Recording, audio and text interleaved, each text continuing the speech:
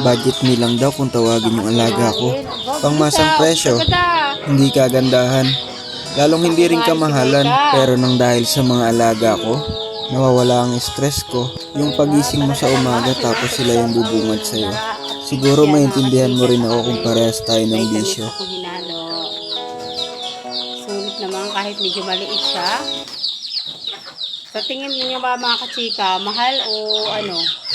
28,000 po yung pagkakabili ko kay Mike, ha? Pero ayan, sulit naman kahit maliit, siguro lalaki din yan. Tumataba na, lakas kumain eh.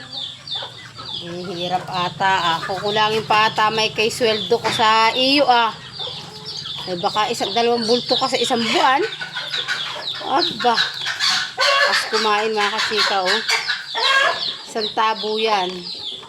Kalahating kilong pizza, kalahating kilong darak, diba? Kaya niyong ubusin. Talaga naman, nilalapang, ang gutom ata. Hapunan mo na yan, Maika. Kanang hihirit-hirit. Ayun pa yung pagkainan niya yung, damo. May damo rin naman siya. Tapos minsan, nakikain pa siya doon, sa labangan ni Buknoy. Kasi si Buknoy, patamad-tamad. Buknoy. Ang dumi ng higa nyo.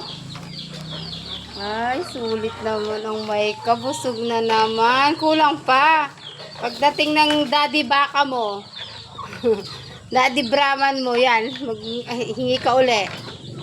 Kasi sa akin, yan lang yung pagkain. Naka-budget lang. Hindi pwedeng ubos-ubos biyaya. Bukas, wala tayong pambiling page.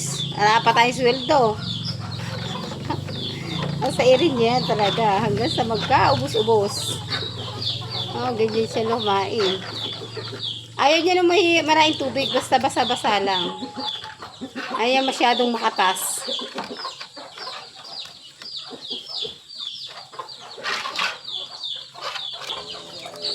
Ayun na. Tubos na.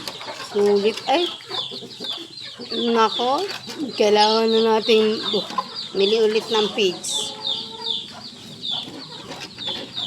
Yan may kasulit.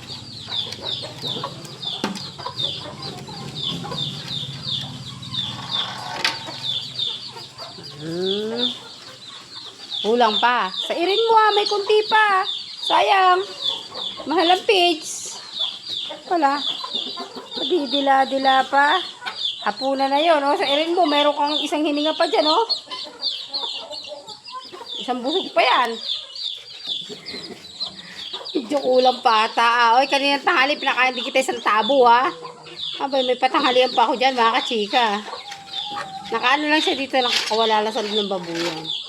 Yan, tama. Sa irin mo. Itihin mo. At maliligo na si Buknoy. Bye.